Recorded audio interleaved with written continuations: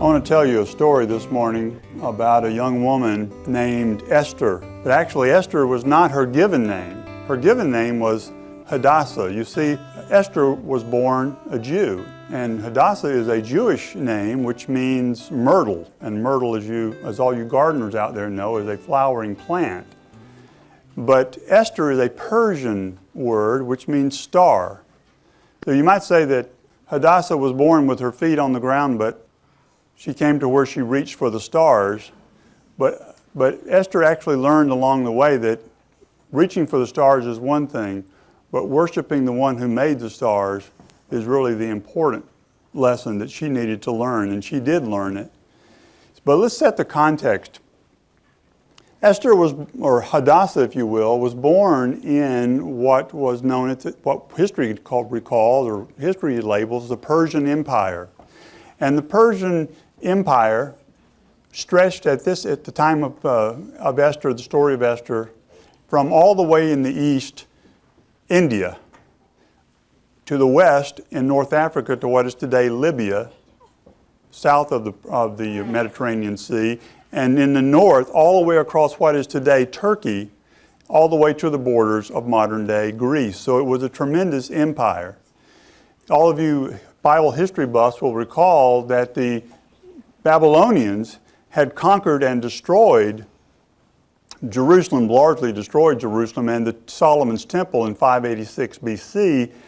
But in 539 BC, Cyrus the Great, the first great Persian emperor, had destroyed Babylon and conquered the Babylonians, and basically allowed the Jews to return to Jerusalem.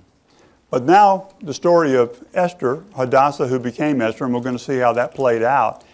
That actually happened around 480 BC, about 60 years after Cyrus had conquered the Babylonian Empire. So this Persian Empire is established. And Hadassah, although she was born and she was named Hadassah, but her parents died early in her life, and she was raised by an older male cousin, a man named Mordecai. And they lived in a place called Susa, which is today Shush. It's a city in western, what is today Iran, near the Iraqi border. But at that time it was Susa, and it was the capital of the Persian Empire. And that's where Hadassah was raised by her cousin, to her he was like a father, Mordecai. But let's take a minute and talk about the king the man who was king when Esther or Hadassah became an adult. He was a man in the Bible named Ahasuerus. He was the king. In history, he's more commonly known and more famously known as Xerxes, which is his Greek name. But the story opens here with Esther still known as Hadassah. And the king has been throwing a 180-day long, not party, but he's gotten all of his officials to the kingdom, all of his military commanders, and he's been feeding them and feasting them with an E-T-E, and he's feasting them. But that process and that thing is over, because I think history tells us he probably was getting ready to invade and to conquer the Greeks if he could. But at the end of this time, he threw a week-long party just inside the palace complex there in Susa. And the wine was flowing freely, and it was all you could eat. And all the rest of this, it was all a good time. But the king and his cronies were separate from the queen, and his queen at this point was a woman named Vashti, and she had her party with her women in a different part of the complex, so the men and women were separate. But toward the end of the party, after the king was full of wine, he thought, because Vashti was very beautiful. She was a very beautiful woman. The Bible tells us that. And Ahasuerus said, he sent his eunuchs to go get the queens. He wanted them to bring her over so he could show his buddies just how beautiful a woman he had married. But he hit a little bump in the road. Vashti wouldn't come. So the king said, the king had lost face, and he turned to his advisors, and basically, what am I going to do? And his advisors gave him the 5th century BC version of Barney Fife's, "You got to nip this in the bud." You got to nip this in the bud. First of all, you got to put Vashti aside, and you need to choose somebody else. But it's even worse than that, because she set such a bad example for the women across your empire that you've got to put out an order, just reminding women that they've got to listen to their men, and the men rules the house. So the king did all that. But then after he sobered up, he realized, I don't have Vashti anymore, and she really was good looking. What am I going to do? So his young men told him, his attendants said, "Sir, why don't you have the 5th century version of Persia's Got Talent? Except it's like a beauty contest. You got to send out your couriers. You got to let all these beautiful virgins be brought to you, and then through some selection process, and you could decide who you want to be the next queen." He said, "Great idea." So the king took care of all that, and Hadassah became one of the women. She was so beautiful. She was a beautiful young woman and a virgin. And so she actually was taken into the king's palace. And all of these women actually were prepared for a year. As beautiful as they were to begin with, they got even more beautifying treatment.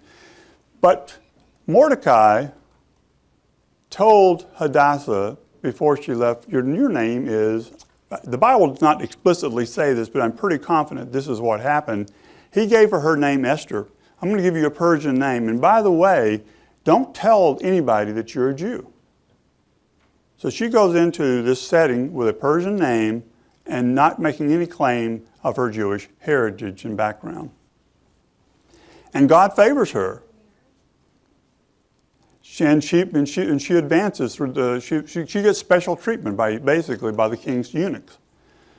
And so it comes her time to be called into the king. And the way it works is the women would go in, and they have their night with the king. And if he likes them, then they will be called by name to come back. So she spends her night with the king, and she finds favor in his eyes, and he decides he loves her more than any of the other women he's seen, and he makes her queen. So things are going well. And then something else happened that will benefit Esther and her people. Mordecai, by the way, he raised this young woman, so he wants to look after her. He spends a fair amount of time hanging out around the king's palace at the gate to see what's going on, so he can get a word about what's happening with Esther. And one day he's there, and he hears 2 of the king's eunuchs there at the gate plotting to kill the king, plotting to do harm to the king. So he gets word to Esther, and Esther gets word to the king, and an investigation was had and found out, in fact, the plot was true, and they hang these 2 fellows. So far, so good. But then the king appoints a man named Haman to be his second in command. You remember in the book of Genesis, Joseph rose to the point where he was second only to Pharaoh? Well, Haman had that kind of role, and the king put out an order. Every time you see Haman, you need to bow down, and you need to pay homage to him, and you need to act as if it was me walking by. Problem was, Mordecai didn't want to do that. Mordecai did not bow down. Mordecai did not pay homage to Haman, and Haman didn't like it. And Haman made inquiry to find out who this guy is that ignores the king's order, and he found out that he was a Jew. And so the Haman said, it wasn't enough for Haman to take care of Mordecai. He wanted to take care of all the Jews everywhere. And so he goes to the king. First of all, before he does that, let me tell you this. He cast lots. He cast lots to decide what month it is and what day it is in that month that the Jews will get what he feels they have coming, which is total annihilation. Men, women, children, every man, woman, and children who is a Jew, wherever they be found in the empire, they would be killed if Haman had his way.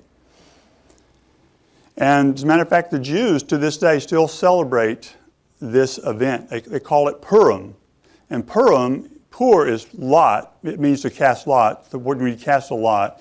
And the im at the end of it is a plural. So Purim is a holiday that the Jews still celebrate to this day. And it has to do with the casting of lots by which they were to be annihilated. And we know, of course, that didn't happen. But let's see what happens when Haman goes to the king. This is from the 3rd chapter. Then Haman said to King Ahasuerus, "There is a certain people scattered abroad and dispersed among the peoples in all the provinces of your kingdom. Their laws are different from those of every other people, and they do not keep the king's laws, so that it is not to the king's profit to tolerate them. If it please the king, let it be decreed that they be destroyed, and I will pay 10,000 talents of silver into the hands of those who have charge of the king's business, that they may put it into the king's treasuries." So the king took his signet ring from his hand and gave it to Haman, the enemy of the Jews. And the king said to Haman, "The money is given to you, the people also to do with them as it seems good to you." Now you notice that when, a couple things about what Haman says to the king, he doesn't mention who they are. He doesn't say it's the Jews. He says there's just this people, and they've got their own rules, they've got their own laws, and they're not really loyal to you.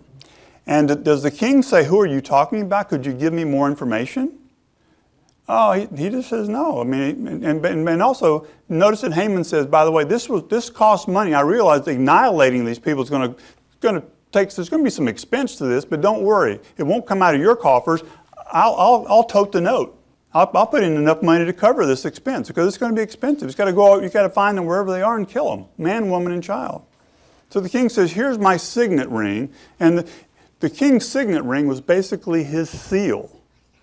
If a document had the king's seal on it, it was as if he had written it and signed it himself. So he said, "Just take care of it. Haman, you take care of it. Here's my ring. Whatever you say, it's as if I said it myself."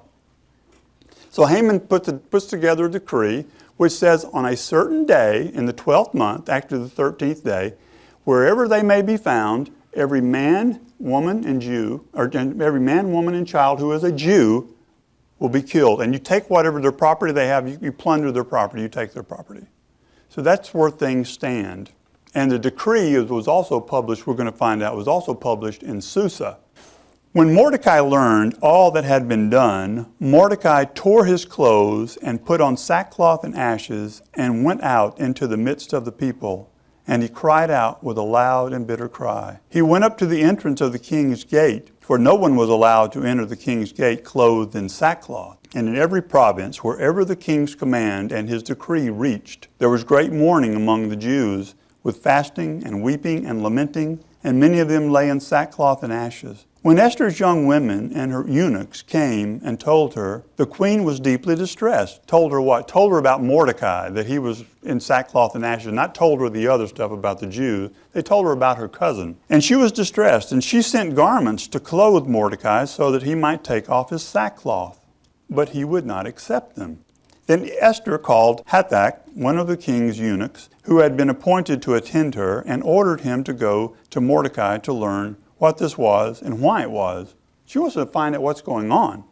And Hathach went out to Mordecai in the open square of the city in front of the king's gate. And Mordecai told him all that had happened to him and the exact sum of money that Haman had promised to pay into the king's treasuries for the destruction of the Jews. Mordecai also gave him a copy of the written decree issued in Susa for their destruction, that he might show it to Esther and explain it to her and command her to go to the king to beg his favor and plead with him on behalf of her people.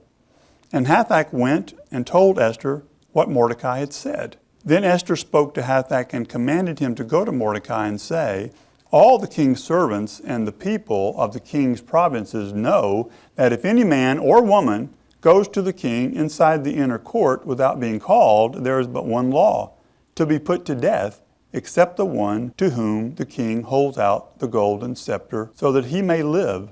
But as for me, I have not been called to come in to the king these 30 days. So Mordecai is asking his cousin, look, you've got to go to the king. You've got to use your influence. You've got to save us. And she says, well, wait a minute. I haven't seen the king for 30 days, and if I go in to see the king without being invited, it could be, it could be lights out. This happens next. And they told Mordecai what Esther had said. Then Mordecai told them to reply to Esther, "Do not think to yourself that in the king's palace you will escape any more than all the other Jews.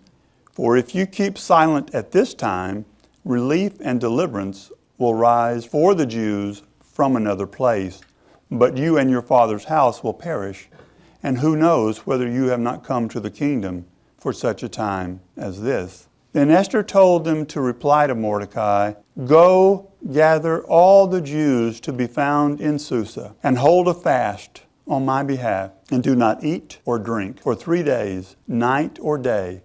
And I and my young women will also fast as you do. Then I will go to the king, and though it is against the law, and if I perish, I perish." In other words, if I die, I die.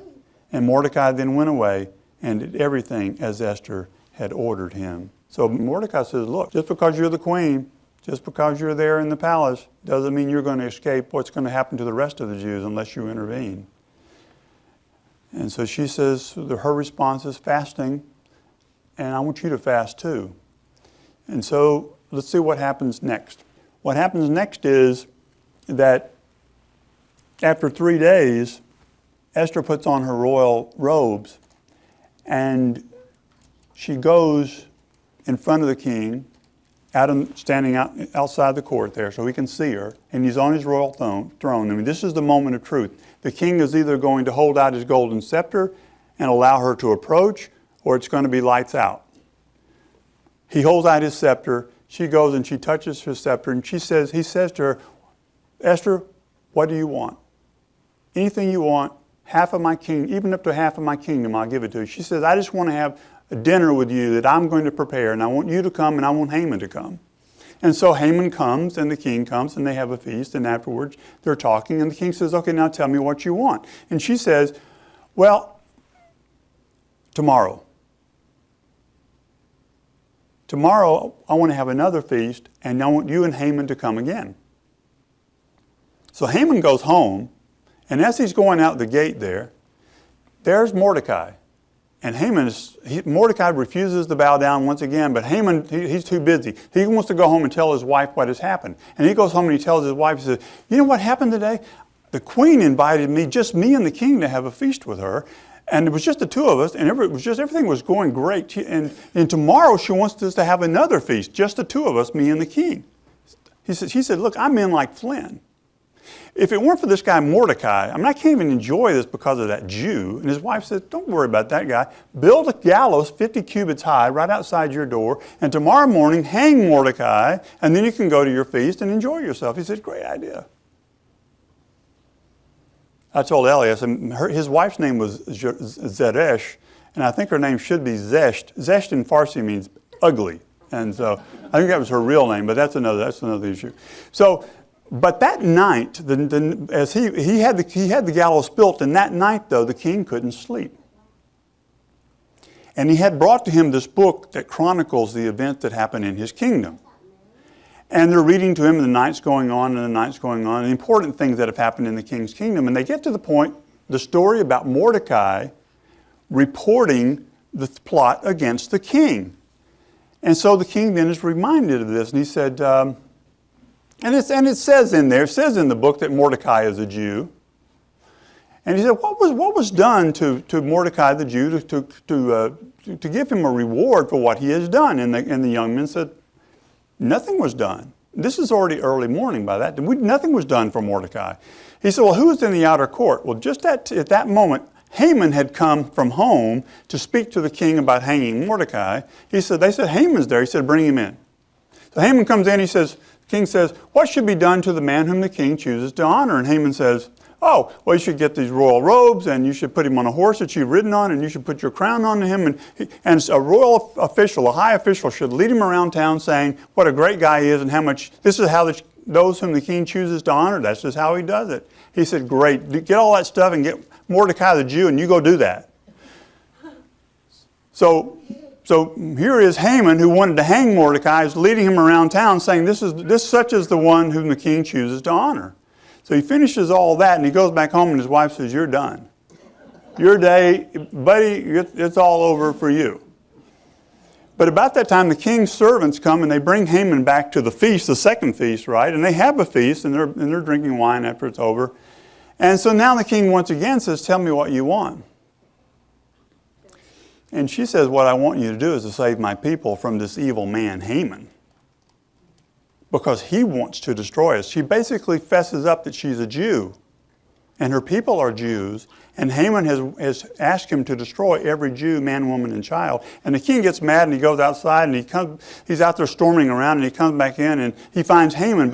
He doesn't understand what Haman's doing. Haman's bowing down to the queen, trying to ask her to save his life, and the king says, "Are you trying to attack the queen, even in my presence?" And so they haul Haman off and hang him.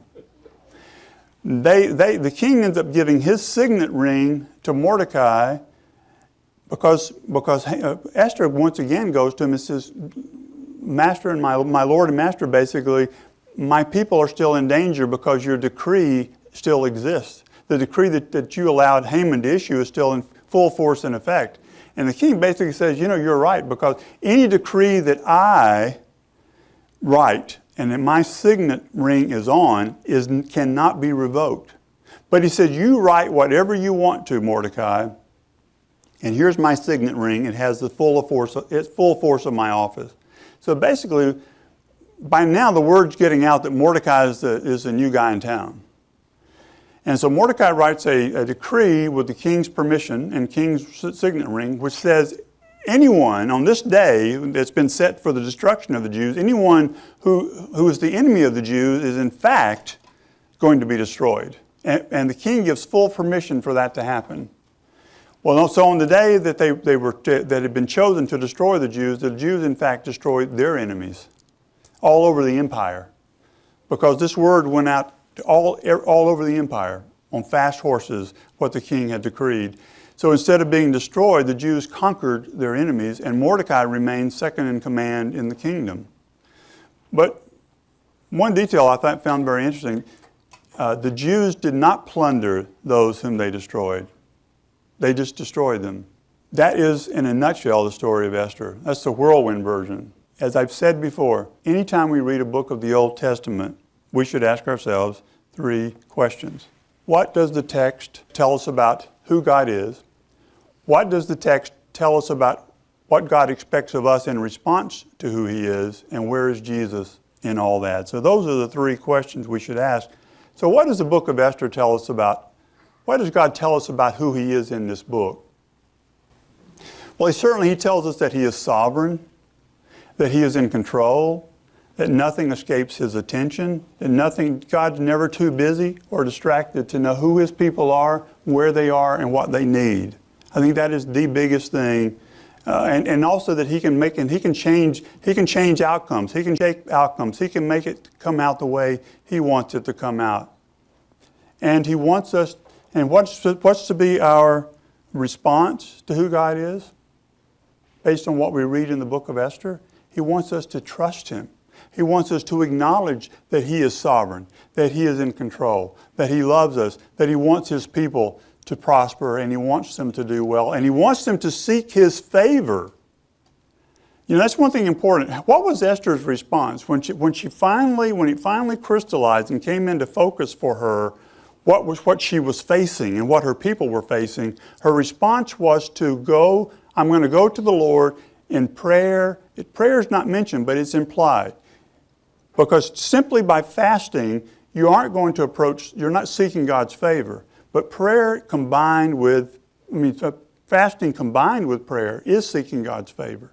And she didn't want to just do it on her own. She wanted all the Jews in Susa to pray and fast with her. So she didn't just say, well, I'm a Jew and God's going to take care of me. She sought the Lord's face, and she sought His favor in prayer and fasting. And she did it for 3 days. So God wants us to respond to who He is by seeking Him out, by coming to Him in prayer, by seeking His guidance, by seeking Him out and seeking His protection.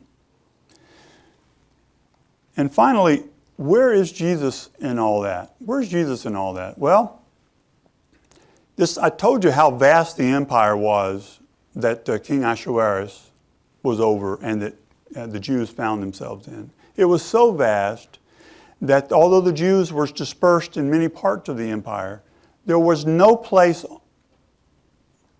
outside the empire where you would find a Jew. In other words, all the Jews that were alive at that time were within the borders of the Persian Empire. So if you had killed every man, woman, and child who was a Jew, There wouldn't have been a Mary to have Jesus. There would have been no Bethlehem. There wouldn't have been any of that if the king's orders had really been carried out. Every man, woman, and child that was a Jew would have been killed. But it goes beyond that.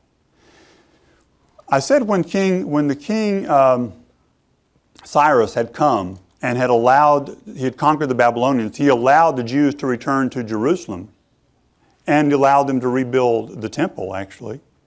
By this time, the temple has been rebuilt. This is 60 years later. But they are 1,000 miles. These Jews that are in Susa are 1,000 miles from Jerusalem. And we know from reading the Old Testament, can you keep the law? Can the law be kept perfectly without a temple? Can you do the sacrifices? Can you do the ceremonial law? You can't do it. So it's not possible to keep the law unless you're in walking distance of the temple. So these Jews, it was not possible for these Jews to keep the Old Testament, the Old Covenant law. But God looked after them anyway, even though it was not possible for them to keep the Old Testament law. Remember what Jesus said to the woman at the well in John chapter 4? She said, our ancestors say that we should worship here on this mountain, Mount Gerizim, 30 miles north of Jerusalem. But you Jews say it's only proper to worship at the temple in Jerusalem. Jesus said the time is coming and is now here when you will worship God in spirit and in truth. And God is seeking those who would worship Him in this way. The way Esther worshiped and the way she instructed her cousin to have the other Jews worship God was in spirit and in truth. But that's not just a New Testament, because that's not just a New Testament phenomenon. Hosea chapter 6, verse 6, what does it say? And Jesus quoted this twice, the first part of it anyway. I desire mercy and not sacrifice. Knowledge of God more than burnt offering. I want you to know who I am. I want you to seek me out. I want you to seek me out on a personal level. There is a way in which Esther is a proto-Christian. I mean, she anticipates in her faithfulness and in her reverence for the Lord. She looks forward to Christ and anticipates Him. And she was willing to go and rely on the Lord when she approached the king to seek his favor. So Esther is someone that we can look up to, someone that we can respect, and someone that the Lord has given us to point to Himself. And so it's a great story. Let us go to the Lord in prayer. Our Father and our God, we give You thanks that You've given us Esther, that You've given us this story. A book, Lord, in which Your name is not mentioned directly, but which You are there on every page, as You always are. And we give You thanks. Be with us now and in all things. In Jesus' name we pray. Amen.